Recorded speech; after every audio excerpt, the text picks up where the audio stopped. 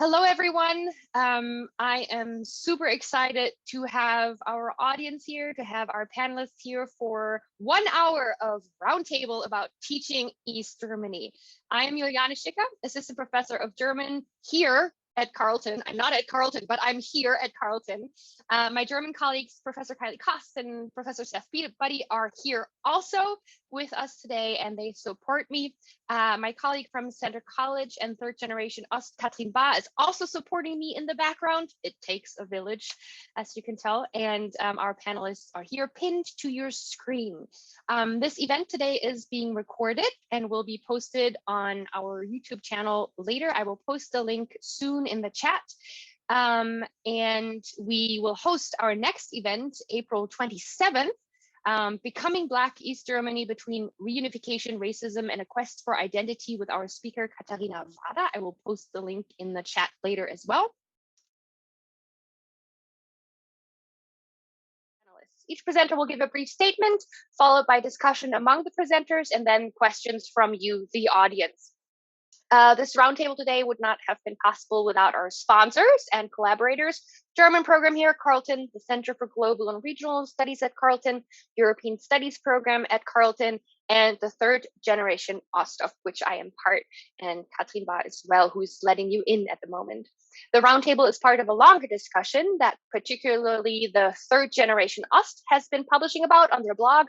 What is Germany's socialist legacy, and how does it locate experiences of a younger generation of East Germans? And we're all still very young, so we are part of this dialogue.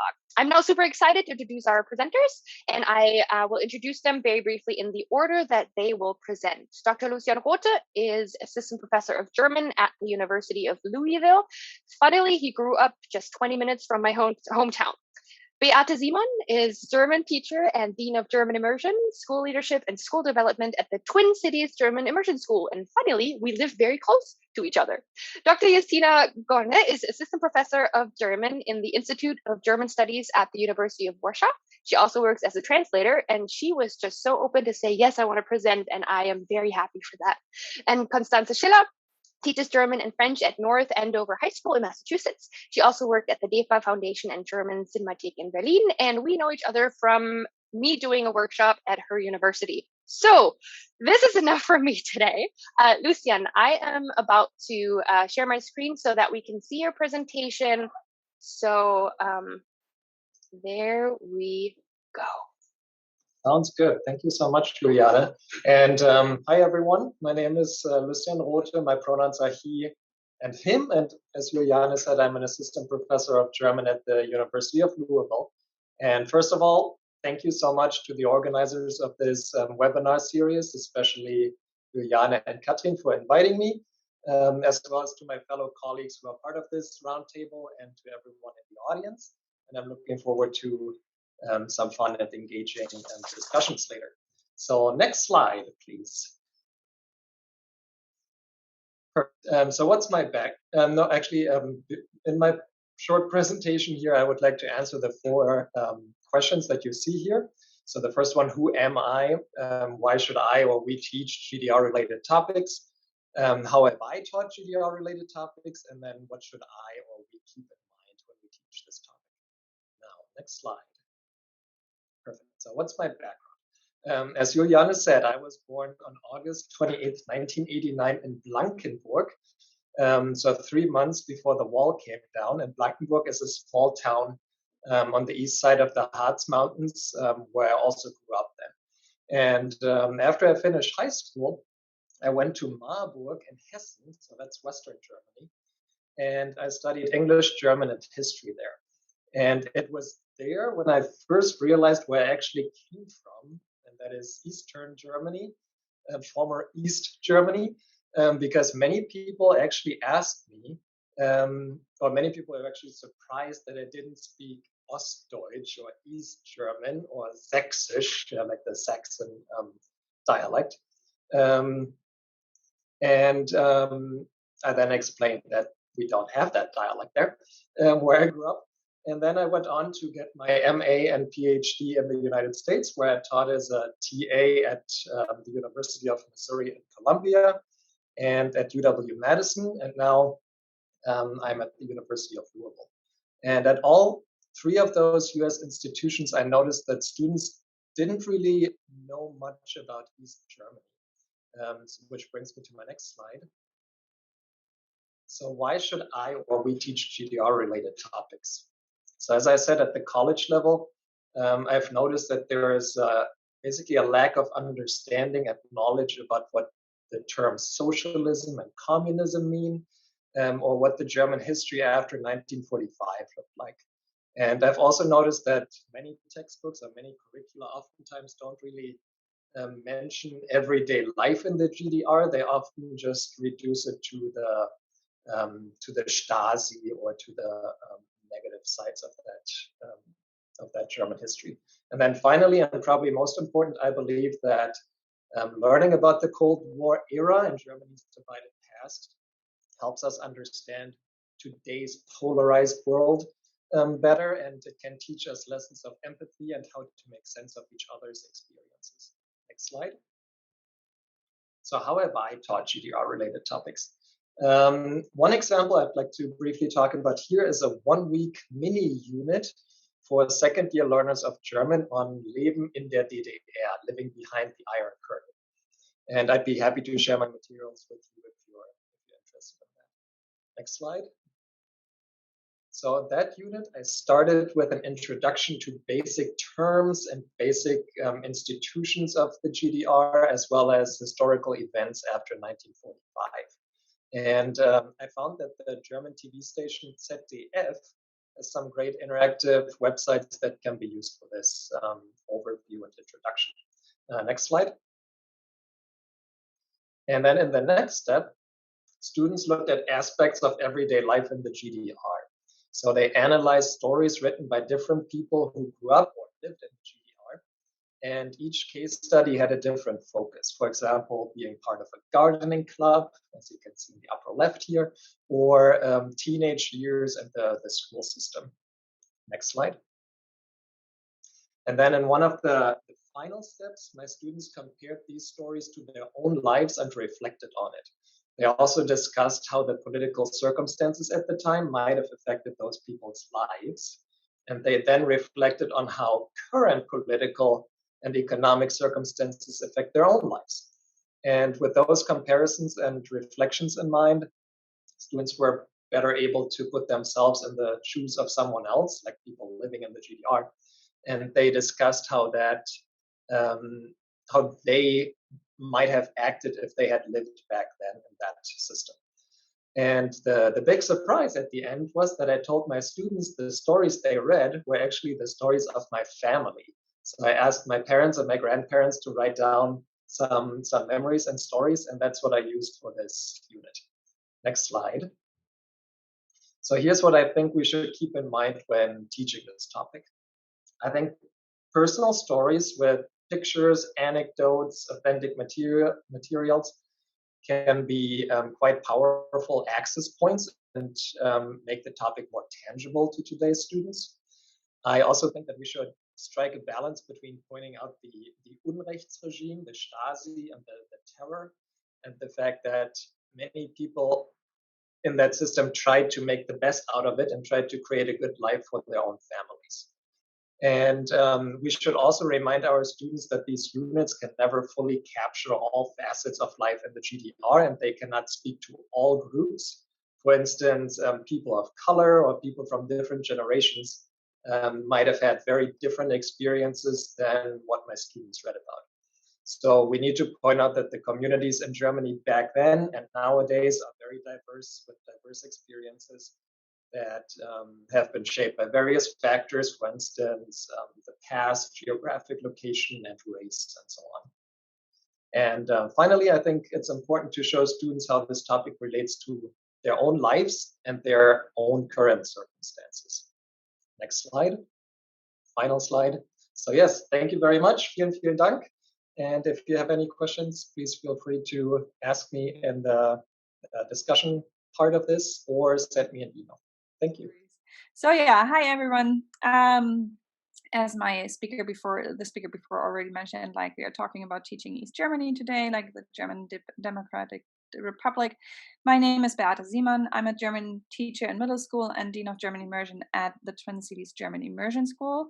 In the Twin Cities, we are in St. Paul, and we are an K-8 school, and I'm teaching mostly 7th and 8th grade. Yeah, go on the next slide, please. Thank you. Those were my guiding questions when I was like preparing for this little presentation here. And I think it's mostly the same as the questions before. How do educators teach about the German Democratic Republic? What perspective does teaching open up? And what are the challenges and problems? Okay. Yeah, so we are actually teaching it in our school as part of our Minnesotan standard curriculum. So we are supposed to do that, or like legally required to teach about the Cold War. And so we decided that the German Democratic Republic is a really good example where this happened on German ground, and like for a country where this Cold War really got demonstrated. So we, our unit consists out of 4 parts. We have like an introduction. It's students, right, 8th grade. So we do a little bit of repetition, like finishing like the World War II. We have like several units around that, and then we just do like a little bit repetition after this, and then start talking about Germany's division as like kind of the preparation for this Cold War on German ground. And then we talk about the factors that played into the genesis of the Cold War, like the political ideologies, and then the course of the Cold War. And then I pointed out a little bit more the political challenges and struggles of new independent countries. And then, as I just said, like the example of the German Democratic Republic. And then we would end this unit with like, if the Cold War is really over. So yeah, this is like the general overview, and then now we will like zoom in a little bit more on the German Democratic Republic as example. So yeah, this unit is split into 4 parts, and we have some guiding topics here too. We're first talking again a little bit more about the division after the occupation of Germany after World War II. How did these 2 countries emerge, and how did this happen that former allies become political enemies? And then, similar to what was presented before, we are talking a little bit how the life looked different in the DDR and the BRD. And then also like having time witness reports, look at documentations, doing some research, and like having collages, like where it's presented how the life looked in the western part and then in the eastern part. We will also have like a focus on the movement that happened during that, and especially looking at the June 17th events in 1953, and then also, of course, like the Wir sind das Volk demonstrations right before the reunification. And as this is like, we are a Minnesotan school, we are a public school following the Minnesotan standards, we will also have like a closer look at the role of the US. And then also having the perspective for today, like, is Germany really reunited after this 40-year experience of division? And how does this look like today? And what are still the impacts from this division until today? Yeah, I tried to put some pictures together, which I would also show the students, on the last slide, just to make sure, like, to see what happened with Germany when it was divided, and then also like the demonstrations, as I said, how the life looked, what the life looked like, and then the unification at the end. So yeah, just as a guideline for our students as well. Okay, what perspectives? I think similar to what was said before, it is really important to just see how political systems can affect the everyday life and the political and societal structure of a country that is actually not really involved in this struggle, maybe, or in this aggression or whatever, and still how it affects them, since Germany is not the only example. We also have like Korea being split up, and those are not the main actors, but they are still heavily impacted by this, or have been impacted by this. And then on the other side too, like on the mutual perspective, it's like, how do people affect political change? Because it was a political structure changing the everyday life, but people stood up and spoke up against it, and then changed this in the other direction. And also like how the societies and the political systems look like today, and what they are still doing to overcome the impacts of the Cold War and the division. And then on the last slide, what are the challenges and problems? We are teaching a lot of these things like World War I, World War II, and then it's like the Cold War, and like there's a ton, like a real mess on good materials. Really hard to figure out what materials to pick and to make it available to students, and also to help the students not to get lost. And then also like the topic is really complex, and in our school the 8th graders are dealing with this topic, so they are still pretty young, and to make this understandable to them is also a challenge, and to cover 40 years of history in like a 3 or 4 weeks unit is a challenge. So yeah, thank you. Thank you. I'm very excited to be here to talk to the overseas. So thanks for the opportunity.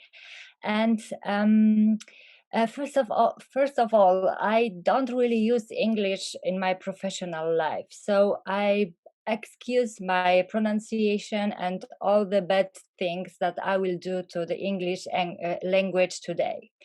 Okay, so now let us jump right in. The next slide. Okay, I want to talk a little bit about my experience as a student at first. Because I was student in Warsaw, student of German in Warsaw in the 1990s. And if you could click on the student word, and during 5 years of the program, I read 2 GDR books. Click. These are these books. Click on the my. We will go back. Yeah.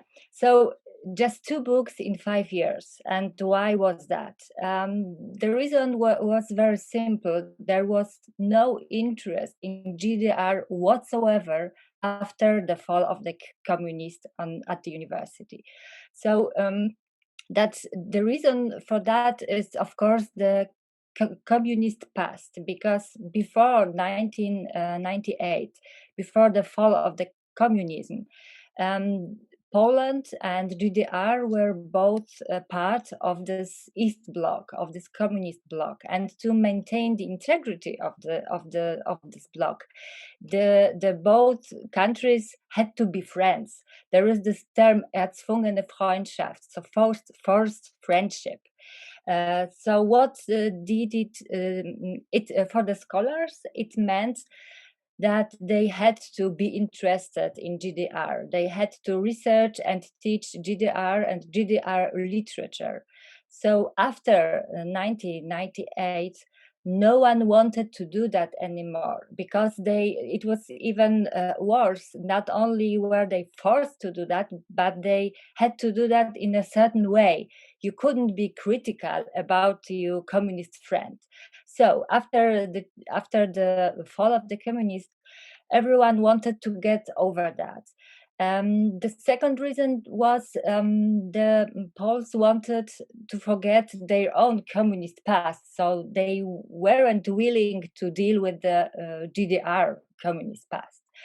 Next slide, please. So I think this past is one of the reasons why we don't offer special courses just about the GDR. And there is the question how can I, as a teacher, change that? So I teach 2 types of courses. The first type are, because I teach mainly literature, so the first type are courses about the canon of the German literature. What the canon is, don't ask me. I teach about Nibelungenlied, Goethe's Faust, Brice von Fontane, you name it. And I can try to bring some GDR text into the canon. And you can do that, for example, with writings of Christa Wolf or Uwe Jonsson. But there are only a few books that you can really bring into this canon. The other courses that I teach are courses that I can free that I can choose the topics and the texts for. And these are the courses that I can bring in this GDR texts. And of course, the other way is tutoring, the people who want to write, to make a bachelor or master about GDR topics. Next slide, please.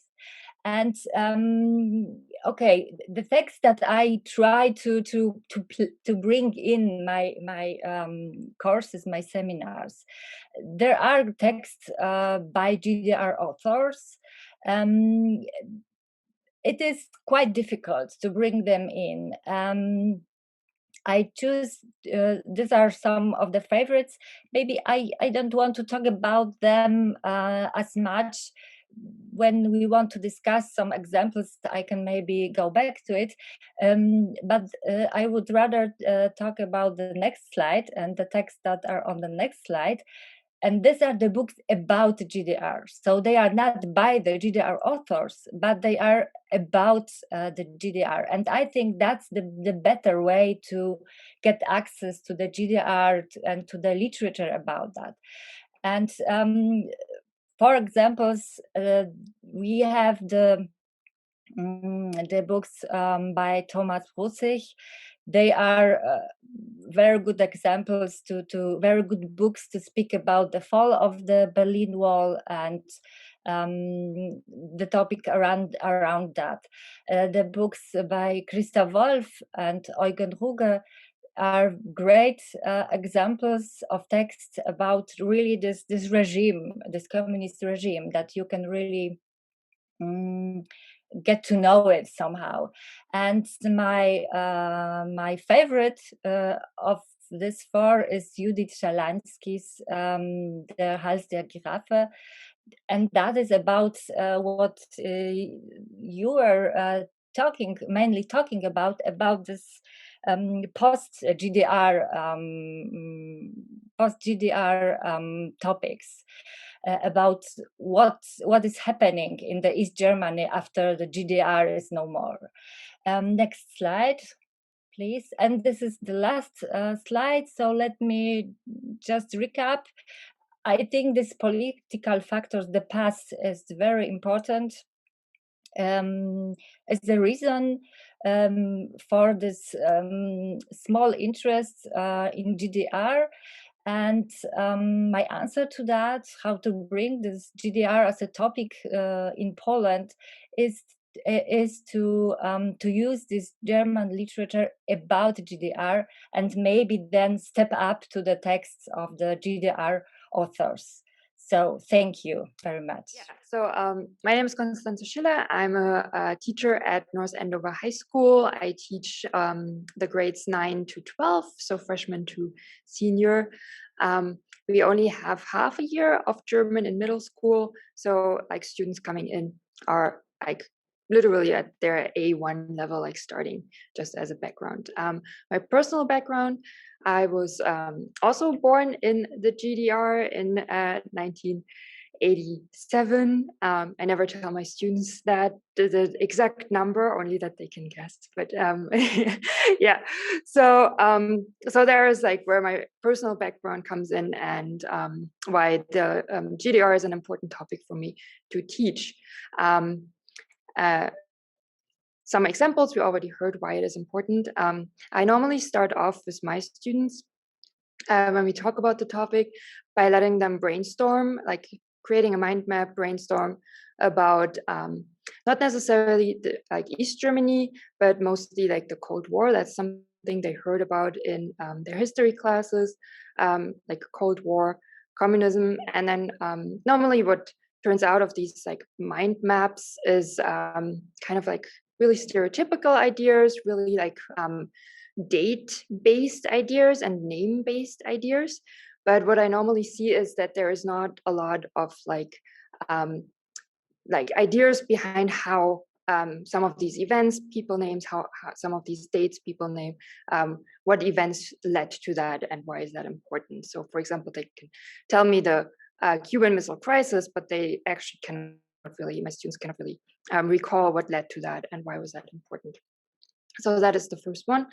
The first observation I normally make, and then I kind of like challenging these ones. I give them a little example, and I wanted to give that to our audience today as well. That would be the next slide, Juliane. Thank you. Yeah, so this is like an activity I do with my students. It says, welches Gebäude ist in einem ehemals sozialistischen Land, zum Beispiel in der ehemaligen DDR, that reads it. Which of these buildings do you think is in a former socialist country, for example, in the former GDR, and then they can work in groups. And I would just give everyone right now some, maybe 15 seconds. Nope, you're too fast. You gave it away. But yeah, just looking at the pictures, just thinking like, okay, what would you think was a socialist building? What ideas do you have about socialist architecture? And now we can skip. So normally my students would name like a lot of the the first picture. Like normally they say the West Berlin picture. They pick also, which is kind of my favorite I put in there. It's UMass Amherst. That was my former university, and they normally pick that picture as well. And they're really surprised that the only like actually building from a socialist, former socialist country is the Ost-Berlin building. Because they were like normally get answers like, what? There's so much color, that cannot be. And like, no, we thought everything has to be like really gray and really like plain. And so that's a good activity I normally used to start off, and that revealed some of these like stereotypes. Like the speakers before me already touched on what we like. That's why we try to teach about the concept of socialism, the concept of communism, and breaking up these like stereotypes.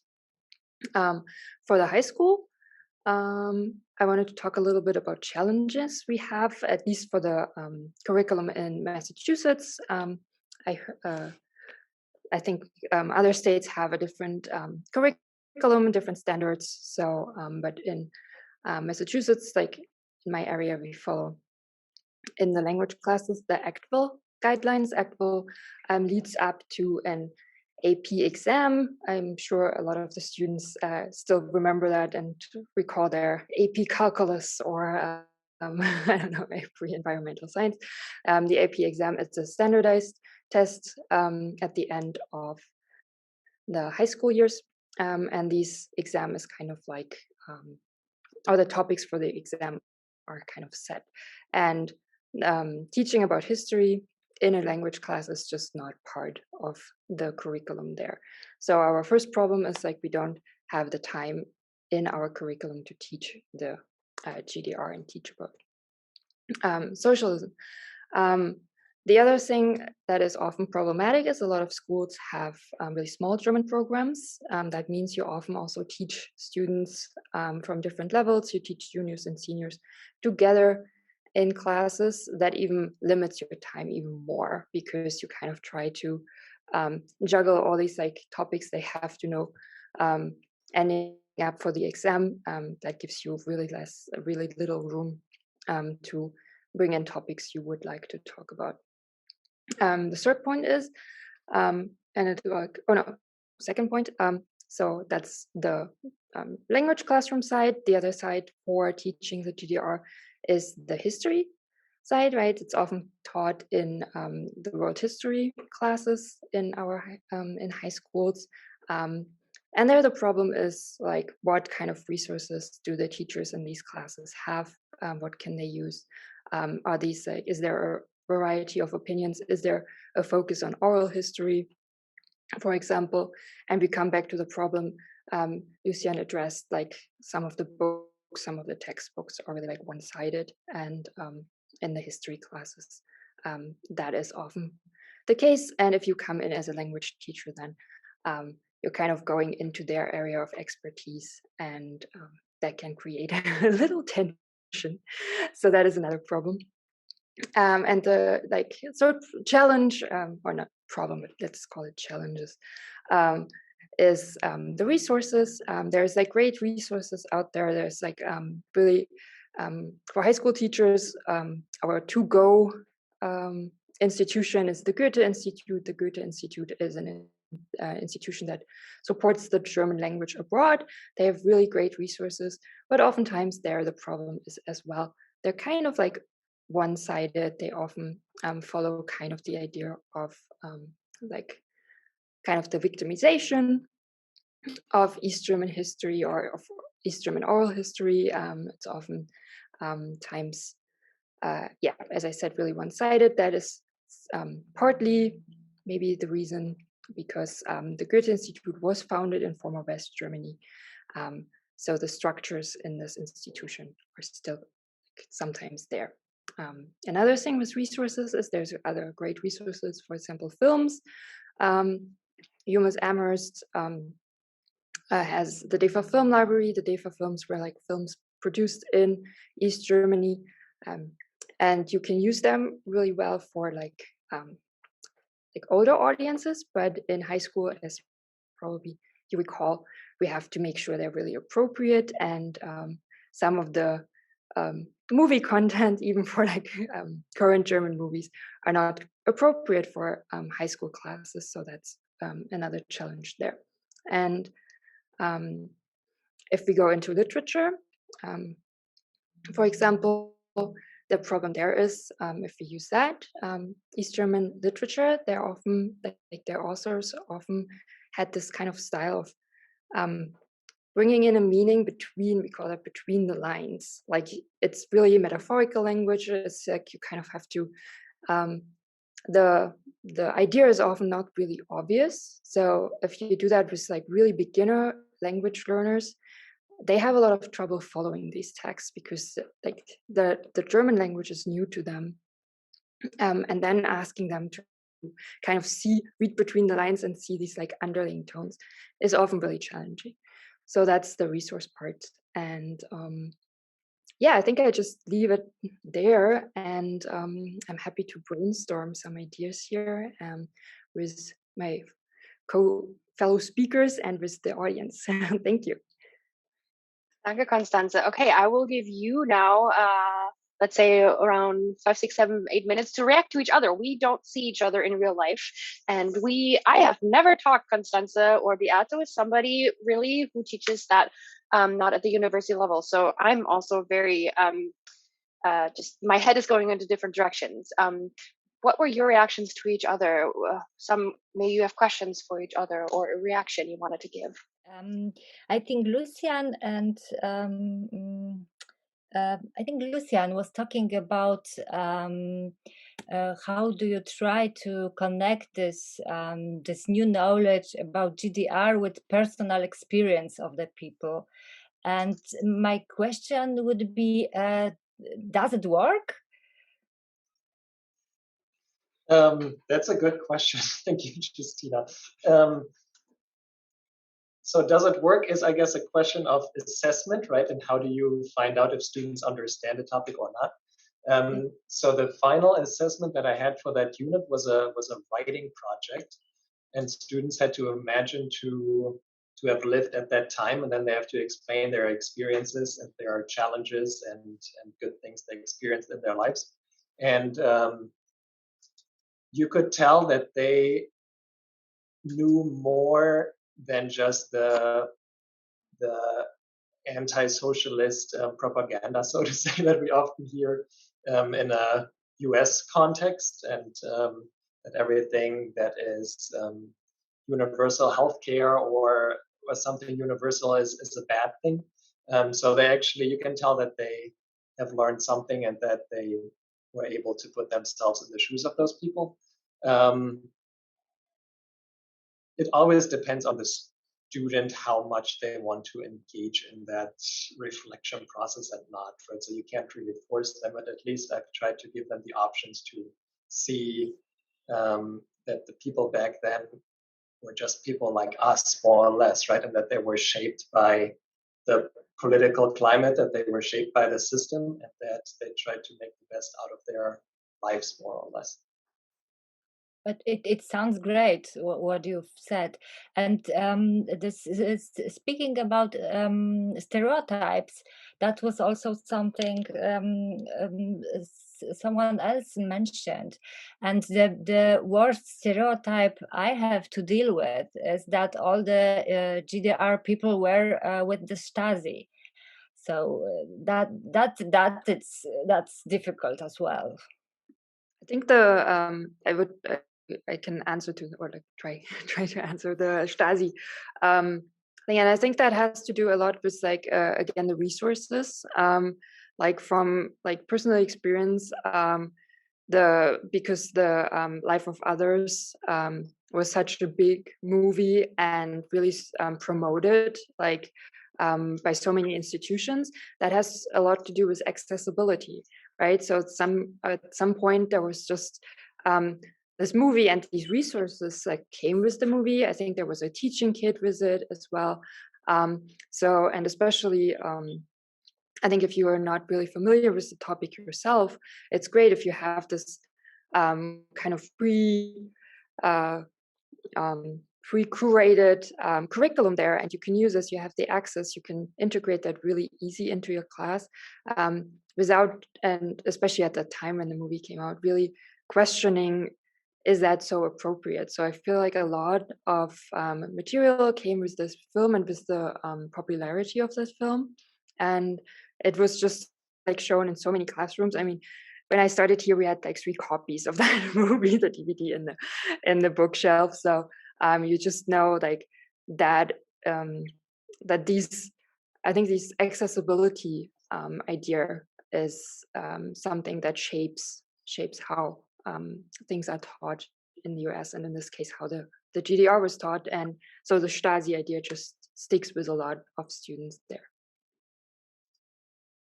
The follow-up question that I would have about that is, I think, let's see, Justyna, you talked about that GDR topics are not really covered in Poland these days, if I understood that correctly.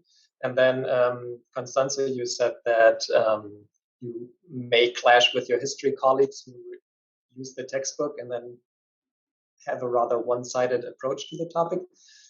So my question is, are we who were born either in the GDR or in that geographic area, are we more invested? And then if people like us don't teach those topics, that they will still be just shown one-sided? Or how can we make sure that those 2 sides are still being portrayed even by any teacher?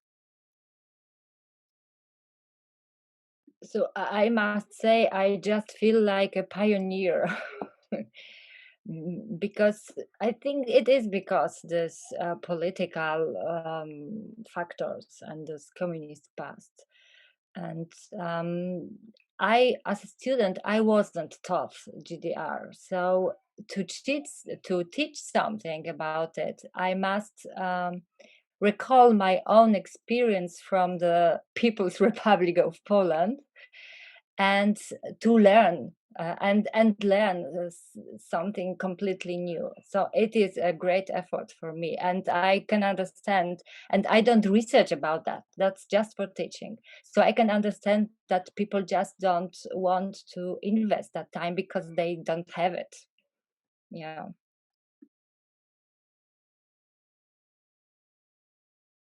Yeah, I think that's a good point about the time. Like especially like for also like high school teachers, like you oftentimes like teach 5 to 7 different classes, because as I said, the German programs are so small, so you teach every level. So it's really hard to develop like material for every of these classes. And like as I said, with like resources, they're so important, but the problem is often for like at high school level, the resources that are out there are still the one-sided ones. So I think the only possibility there is going back and creating like teaching guides for high school that are a little bit like Like I really like the oral history aspect you talked about, Lucian, and I do that with giving anecdotes, but I don't really write them down. But having something like that for a high school level, and not just, I feel like here, especially with the history class, they still look really at the political system, not that much at daily life. And having these resources somewhere accessible, that I think that would help a lot. Yeah.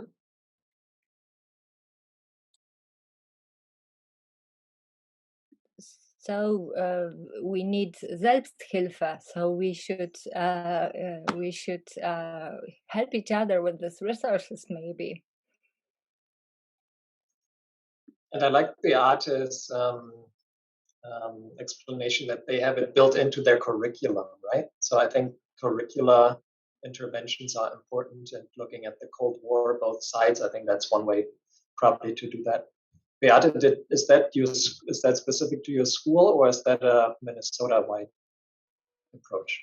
No, it is embedded in the Minnesotan standards. In my presentation, it is actually, I pulled out the standards. And so if you see the presentation, they are like yellow highlighted. And I think we have 3 standards around that, saying like once we have to compare the political systems. That would be like the leading to this whole thing. And then we have to look at countries that newly got independent or became independent and that are examples of this war. And then also we need to look, I think the third one is about like the movements and protests and all the things that made change happen. So yeah, and in Germany it's just like luckily a great topic, a great example for that, because it all happened on German ground. And so we are like kind of lucky to have this in our standards and therefore have some time to deal with this. But there's never enough time, as I mentioned earlier. But yeah, that is really good. This is a great segue, Beate, into some of the questions the audience has been piling up here. The question of what to choose. So 2 of our audience members asked, when it comes to comparisons on a global level or comparisons between East and West Germany, if you could each talk about how you balance the teaching from the GDR or like on the GDR side, while also teaching either the life in West Germany pre-89 or globally, choosing events in the GDR with events around the globe, and how that either, one audience member asked, could reduce the unique experiences of GDR citizens, or even discount them, or enrich the curriculum. And maybe Beate, because you were talking about this, if you would like to start. Yeah, I would say like, I mean, I think either way is possible. You can like have an example and then go from there to the bigger one, or you can go like have a look at the bigger picture first and then go down to an example. I think either way is valid, and it's like it depends a little bit on where students are and what they already know, where they're coming from. I mean, I'm teaching in the school context, so I'm looking at where my students are and try to focus on also like the capabilities of my students, what they understand and what they are capable of doing with like 13 years old, talking about complex political systems. So breaking down, I think, is like Didaktisierung, how you would call that in German, is like is a key. You really need to look at the text and really see if the students can access them and where they can bring in their own experiences and their own situations in order to go from there. So this is always where I would start with as a teacher in a middle school, but I don't think it's like there is this one way. And I mean, I'm teaching, this is actually a new unit now. We are starting in this way. We always, we usually stopped after the division of Germany into the 4 zones after the World War. And so now adding the Cold War, I'm really excited about that, because our students usually also go on a trip at the end of 8th grade and can see that in Berlin. So they would visit like pieces of the Mauer, they would visit like the Checkpoint Charlie, and they would like do all of this and really relive this history in Germany. So, but obviously it's not possible this year. But also, like, units I'm teaching every year, I change them every year because there is something new, there's something different, and then the learning group is different too. So there's always some adjusting. And I mean, this is what it's making fun, right? Like to have the options to pick here, this one. And I wrote down from Lucian this one resource from from the ZDF about like being interactive or something. Of course, that's great. So yeah, so I definitely will bring this into the game too.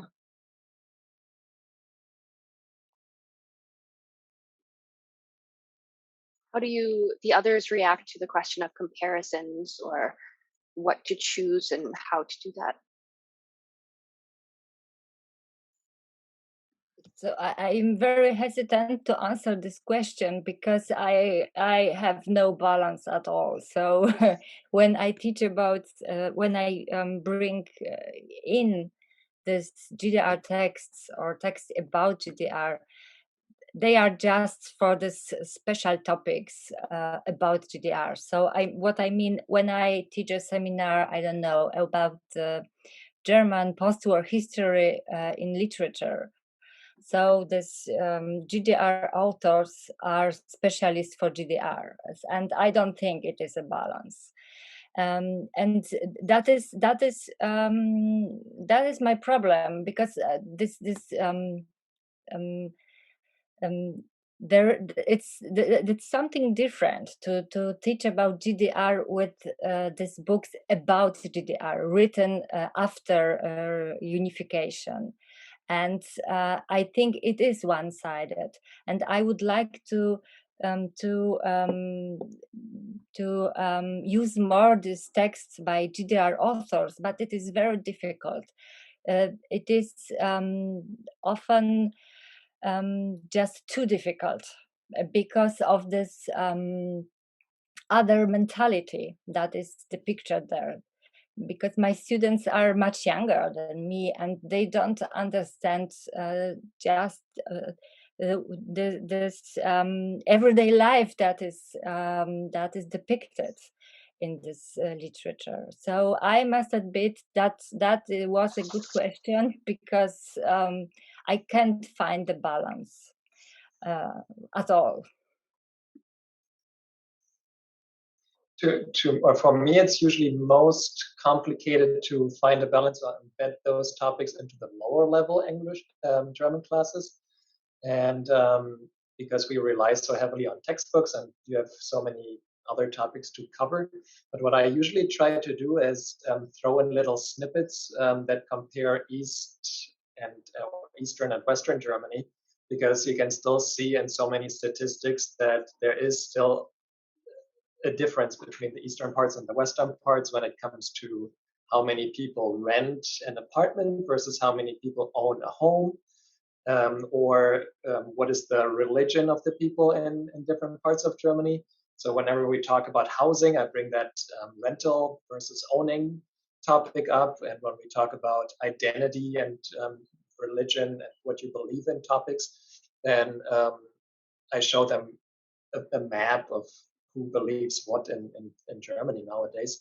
And that is obviously heavily influenced by Germany's past. So whenever possible, I just try to throw in those little snippets. Yeah, I agree. I like these like statistics and like maps where you can actually map out like by location. And normally if you start off, because oftentimes like you say east, but I had students like draw the border where they think, and like somehow Bavaria always lands in East Germany, and you're like, yeah, geographically, but yeah, I think it's great if like you have like overviews like this. What I like to do, and that plays into what you say, Lucian, was like lower level German classes, getting like kind of on their ability level of German, is like focusing on material culture. I really like to have like photos I compare, like taken at the same time, oftentimes focused on Berlin, just kind of local patriotismus there.